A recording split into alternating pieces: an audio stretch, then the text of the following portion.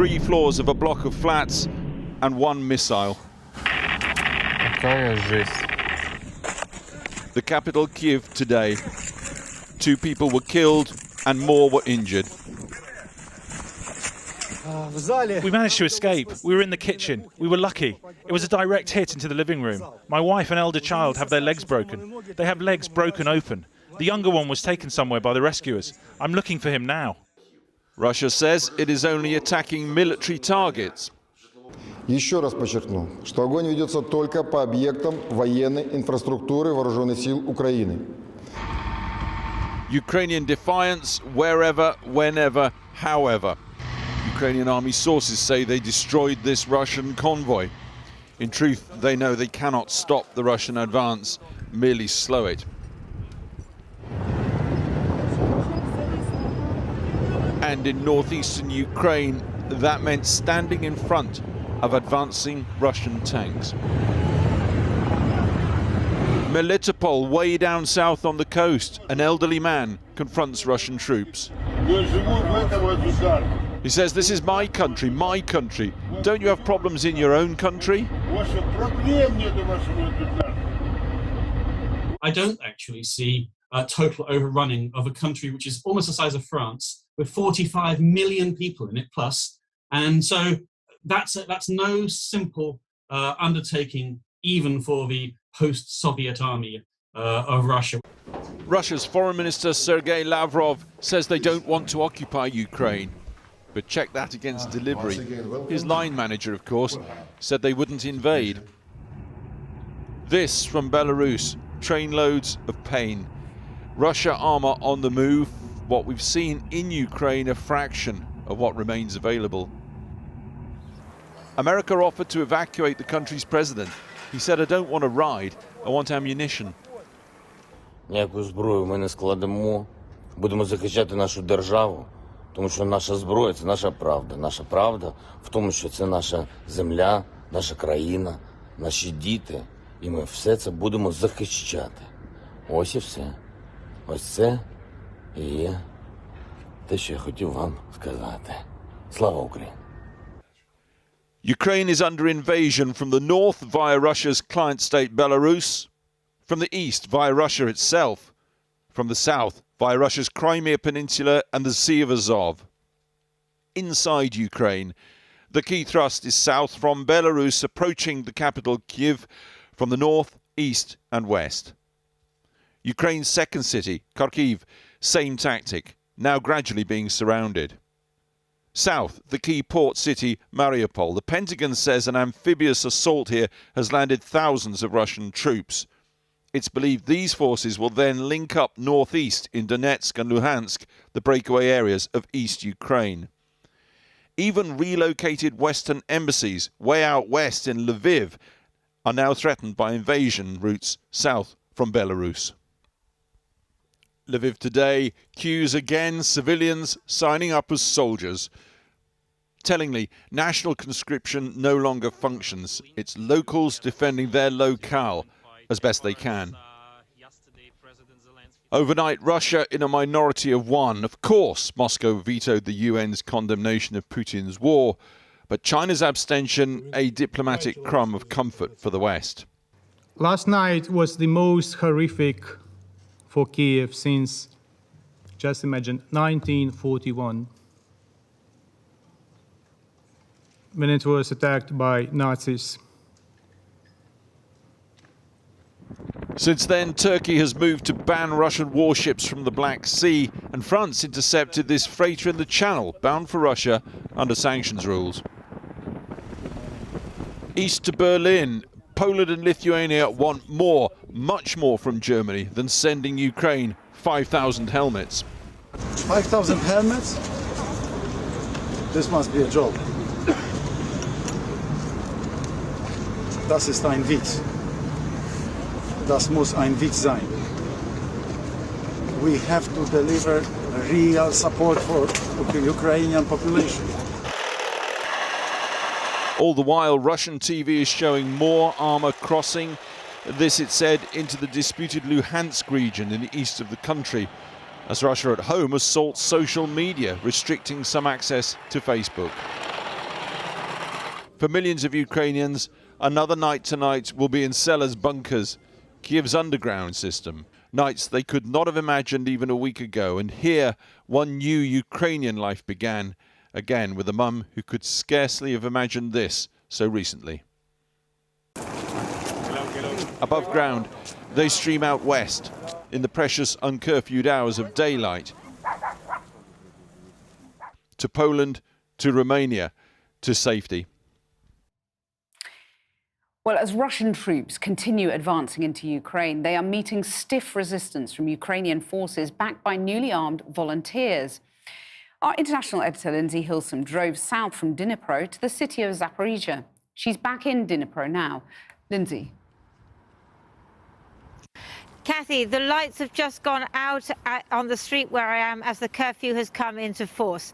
The strategy of defiance here hasn't yet made contact with the enemy. But I keep thinking today about morale. What is the morale and motivation of the Russian forces? Because all this time they've been told that they were not going to invade Ukraine. They were on exercises. President Putin was clear that wasn't what they were going to do. And yet that is exactly what they've been told to do. And many of those Russian soldiers, well, they will have had grandparents who are Ukrainian, maybe even one parent Ukrainian, one parent Russian, because these two countries are very wound together. So it is interesting to think what on earth is going through their minds at the moment. We do know what is going through the minds of the Ukrainian Defense Forces. I spent quite a lot of time with them today. I talked to one young man who said, look, I have no nostalgia for the Soviet Union. I wasn't born then. I was born in a free, democratic, sovereign country called Ukraine. And that is what I am here to defend. He was one of the people I met at a checkpoint. This is how our day started. Not over their heads, but straight into their hearts. Volunteers train at a checkpoint south of Dnipro, Ukraine's third city. These are the men from the territorial defense. They're going to defend Dnipro because they know that the Russians could come in from Kharkiv to the north or from the south, from Mariupol. And that's why they're here today, preparing, getting ready, saying they will defend their city to the end. Russian tanks are still 200 kilometers away, but the Ukrainians are digging trenches, ready for the expected assault. The fact that President Zelensky has remained in Kiev despite the obvious risk has encouraged them. President Biden, he said, we can take you from Ukraine, but he's still in Ukraine, he protects with us. So it's very like, you know, we feel this together. So that's important to you, that President Zelensky has remained in Kiev? Yeah, yes. Why is it so important? You know, when the first person of the Ukraine tell to the Russian president, we're ready for you, we're going to protect our land, we're strong, all people here like feel strong with our president. Feel strong. Yeah. Further south we pass a few military vehicles along a road that's safe, at least for now. We cross the massive hydroelectric dam at Zaporizhia. Soviet forces destroyed it in World War II to hold up the German advance. Could the same happen again? And on through the town with its wide central boulevard to the southern end, where they're sandbagging another checkpoint and recording a message to a world that sent more thoughts and prayers than weapons.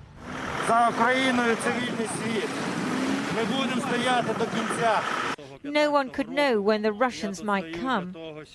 Тільки Всевишній знає. Тільки Всевишній. Як?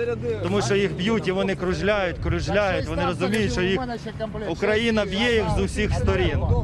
Тому хто як, вони туди, їх там б'ють, вони крутяться, вони як бігають, як загнані криса, забув як англійською, ред. Regular Ukrainian forces have been fighting in Melitopol and Mariupol to the south. They retain control of the cities, but civilians are increasingly anxious. Я как раз нахожусь с восточной стороны Мариуполя, вот, и прилетают, да, и грады, и тяжелая артиллерия. Вот, фронт слышен очень такой интенсивный, особенно под утро. Ночь более-менее была спокойна, тихая даже. Как правило, в 5-6 часов утра начинаются обстрелы вот, обоюдно. Но очень много наших войск, поддержка очень серьезная. Most of his relatives left already, but he was bringing out his elderly father and another important member of the family. It's a David and Goliath struggle, but we remember that parable because David's victory was so unlikely. Normally, it's Goliath who prevails. Lindsay Hilsum reporting there. Well, earlier I spoke to the former Ukrainian Defense Minister, Andrei Zagorodnyuk, and I began by asking him if he thought Vladimir Putin was surprised by the extent of the resistance as his forces try to take Kiev. We know that he's surprised. We know that he's surprised because we know how certain he was in his ability to conquer within from 1 to 4 days. And he was absolutely certain that overwhelming power with the manpower and equipment, and particularly air supremacy, so-called, when they can control the air space with the and easily do any types of missile strikes and air strikes. So all that was supposed to totally destroy the Ukrainian ability to defend, and that would be pretty much it. We think it was premature because there were people who were telling like how the things are going to develop. They were telling people how people hate Russia idea of Russian occupation as just a concept that all population will be against the occupants, that armed forces will be working in the groups which would be very difficult to target from the planes, that we have equipment including coming from UK and from other countries, US and so on, which is highly mobile and which can target the armed vehicles, which is the basis for the ground invasion and so on. But they still started that. And now they're clearly failing. So yeah, I think he's surprised. He should be surprised. And we've seen the pictures of ordinary civilians arming themselves, making Molotov cocktails and so on. Are you arming yourself? Are you preparing to fight?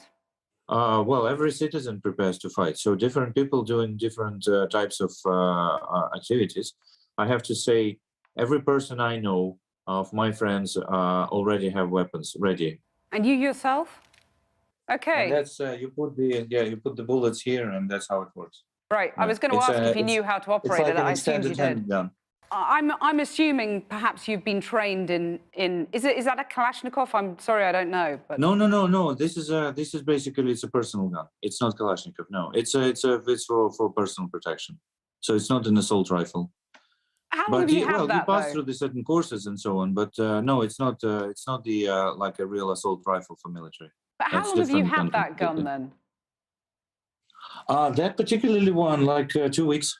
You've described the Ukrainian resistance and how determined you are to resist the Russian onslaught. So what do you make of the continuing disagreements within the EU over sanctions that, it's too late to stop Ukraine being attacked now, and yet the EU still can't agree on excluding Russia from the SWIFT financial system, for example? What we know is that most of the countries already agreed, so I think it's just a matter of time concerning SWIFT. But generally speaking, yes. Continental Europe, so UK has been always a pioneer of the deterrence measures, so absolutely, and US as well. But the problem with the some of the continental European countries, indeed they were reluctant because they had a very strong financial ties, and they had a lobbying power which was saying, yeah, we need to. But honestly speaking, even they were shocked with the fact that Putin still started the war, because lots of them were thinking that he's bluffing, or he wants to do some compromise, or he will do some very limited campaign and so on. No, he did a full-blown campaign on a number of the activities. And of course, everybody was shocked that it actually happened. But even after that, we've seen that some politicians weren't so happy to move with the really big sanctions, which we do think. If Russia is isolated for the time when their troops are in Ukrainian ground, when it's isolated from the civilized world, when they're losing tens of billions a day of not received revenues, when the banking system doesn't work and so on, we believe that Russian establishment and Russian people will start to apply pressure to say, okay, we need to stop it because we're killing our own country now. And just finally, I wanted to ask what you thought of President Zelensky's conduct. If you think that he's been lauded as a hero by many in the world, do you think it would be advisable for him to leave Kiev now? No, he's not going. To be honest, whatever the advice comes, I mean, he's not going to listen to it. So he's going to stay. I know his kind of personality, and it's not a type of person who runs away. His behavior been exemplary. To be honest, everybody in Ukraine, I mean, honestly, many people are very surprised with the way how he behaves, because he always was. This is his first political job in his life.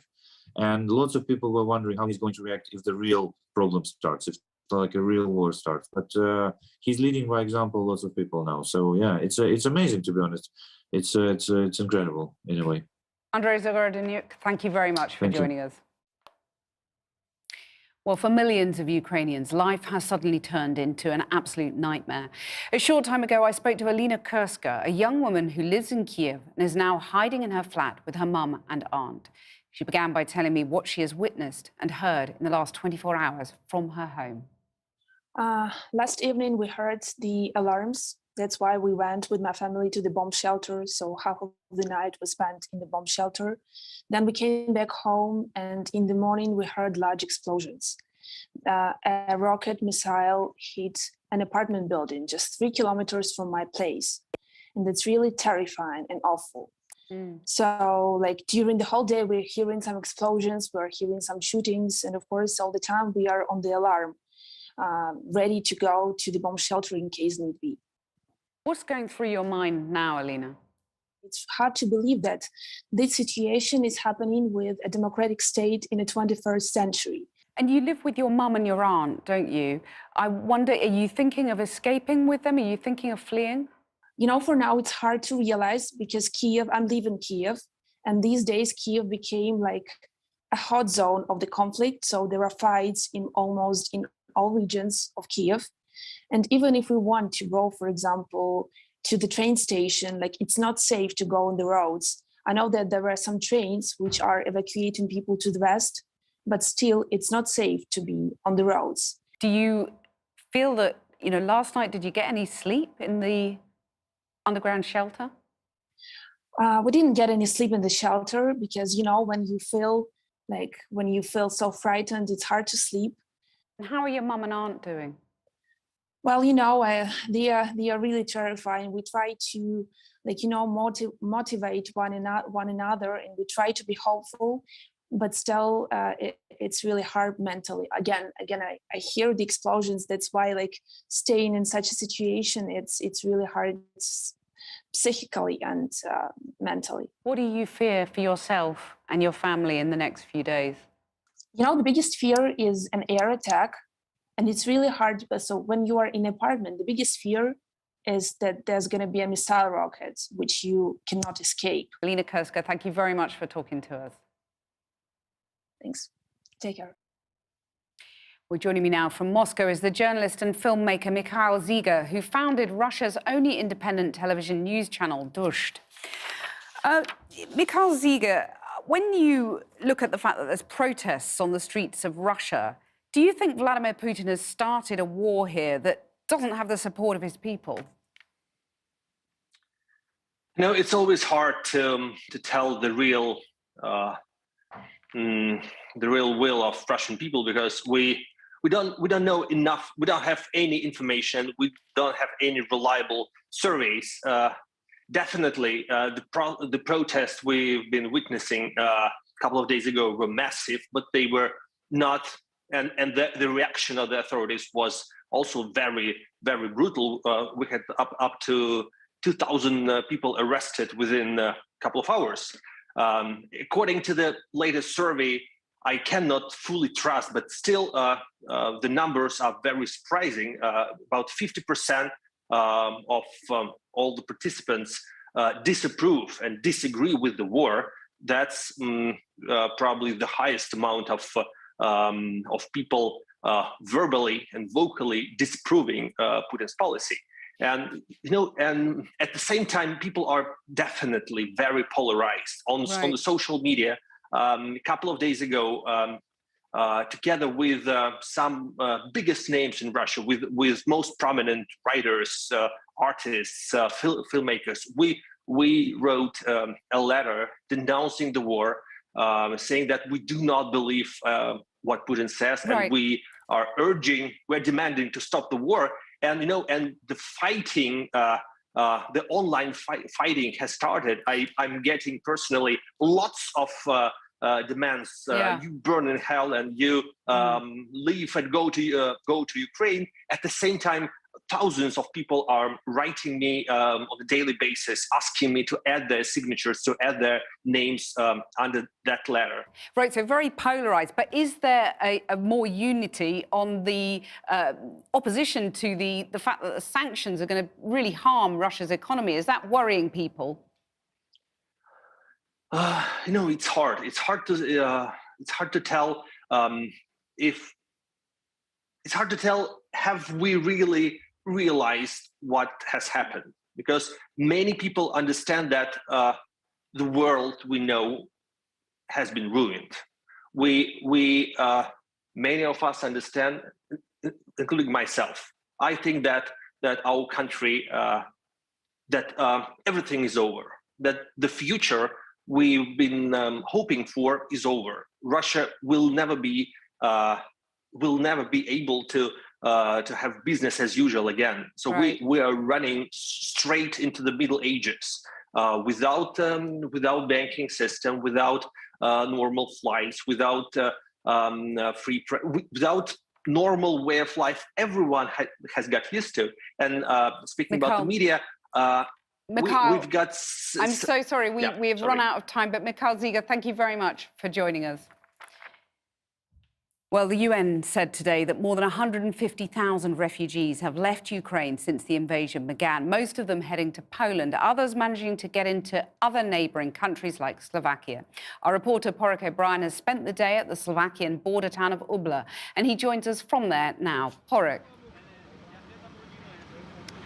Kathy, as you said yesterday, we were reporting from the border with Poland and Ukraine. This morning we drove just 3 or 4 hours up over the mountains to the border here with Slovakia and Ukraine. This war is having all sorts of ramifications for the neighbouring countries around Ukraine, and not just in terms of the refugee crisis which you're seeing unfolding here behind me. So, for example, tomorrow, opposition leaders in Belarus have called for anti-war demonstrations on the streets of Belarus. What those opposition leaders are hoping for is that will spark mass demonstrations, the like of which we saw back about 2 years ago, if, and it's still a big if, the numbers show up on the streets. Remember, Lukashenko partnered with Putin when it came to this war. But geopolitics aside, we spent the day here in Slovakia on the border asking people coming through the gate behind me what the crisis in refugee crisis means to them. Yesterday, the UN said an estimated 100,000 Ukrainians had to leave their homes. That was yesterday. At the border crossing between Ukraine and Slovakia, people are waiting up to 10 hours to get across. Yesterday, 10,000 people crossed into this country. Maria is 8 months pregnant. She's an organizer. Herself and her husband had saved up to decorate a room for the new arrival. Now, she's also an organised refugee.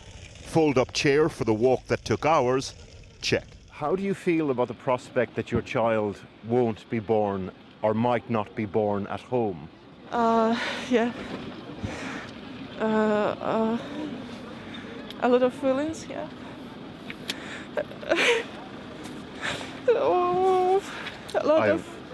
Sorry, I understand. If there will be a case to return in a month, like previously, like before the birth, like giving a birth, if I would have such option, I would do with that really like happily, seriously. Would you?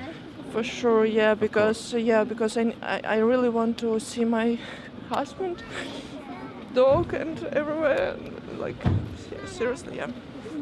Yeah. So it is like, for me, it is like better than to be here because, like 8 months, I don't have any money because we had renovations. We didn't expect to have any war or something like that. Thousands and thousands of people are coming across from Ukraine into Poland, Hungary, Romania, Moldova, and Slovakia. So the queues here on the Slovakian side aren't quite as long as on the Polish side, but the queue on the other side of the gate here, we're talking about people waiting for about 10 hours or so. In this part of the world, solidarity just doesn't come in the shape of lethal aid or rhetoric, by the way. The Slovakian government has announced that people arriving here like these people will get free healthcare, they will get temporary work visas, and they will be given free transport. So a real sense of a country and civic society rallying together. Vladimir is waiting for his mother. She's been in the queue for hours. His father, at 57, just inside the conscription age of 18 to 60, is staying in Ukraine to defend his neighbourhood. Their son has been living and working in Poland for the last 8 years. Some my other relatives, they refused to leave the town, unfortunately, and now they have. And what about your father? Is he going to leave?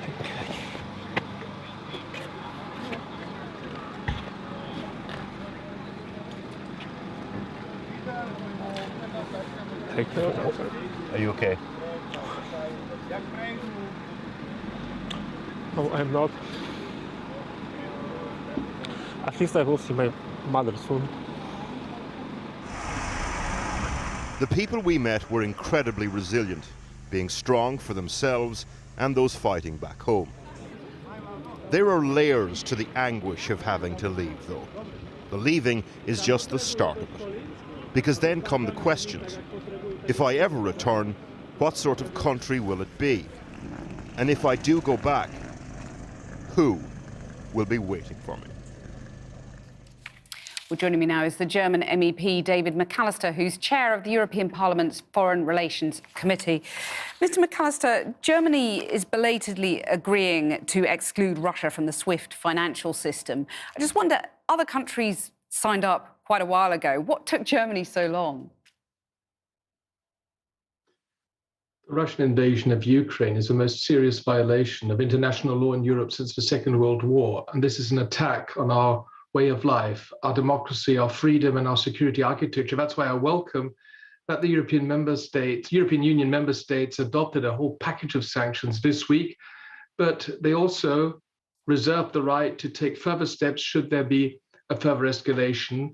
And one of the things which is still on the table is, of course, to exclude Russia from the SWIFT system. And I believe that this will come, and it has to come. And it's extraordinary, isn't it? Tonight, just as we came on air, there was an announcement that Germany had agreed to supply anti-tank weapons and surface-to-air missiles to Ukraine. It's been described as a turning point. In your view, how landmark a moment is this for your country? Yes, the German government has decided to change its position. We, as a Christian Democratic Union, my party in Germany, were calling for this for a longer time now. The situation is so serious that the German government obviously has decided to loosen its very tight position on exporting weapons in conflict zones. It is now about showing solidarity with Ukraine and supporting Ukraine in its heroic defense against this Russian invasion. Obviously, there are terrible echoes of the past, people talking about the reverberations from World War II. In your country particularly, those must be particularly painful echoes, are they?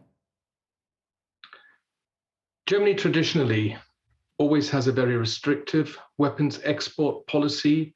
Our policy in Germany is not to deliver weapons into conflict zones, but there have been exceptions from this position. For instance, Germany delivered weapons to the Peshmerga in their fight against ISIS, and also Germany has delivered submarines to Israel. So there have been exceptions from this rule, and this situation in Ukraine is a watershed moment. So I welcome that the German government has finally changed its position. When you look at the array of sanctions and you look at the military support and weaponry that we've been talking about, a lot of people will wonder, where does this end? What does this lead to? The European Union, in close coordination with our allies, the United States, Canada, the United Kingdom, and other like-minded partners like Japan and South Korea or Australia, have adopted a sanctions package which is unprecedented, and this will hit the Russian economy hard. But still, in light of recent developments, in light of the latest attacks against civilian areas, residential areas, and civilian infrastructure, I believe that a further package will be necessary, and this includes to exclude Russia from the SWIFT system.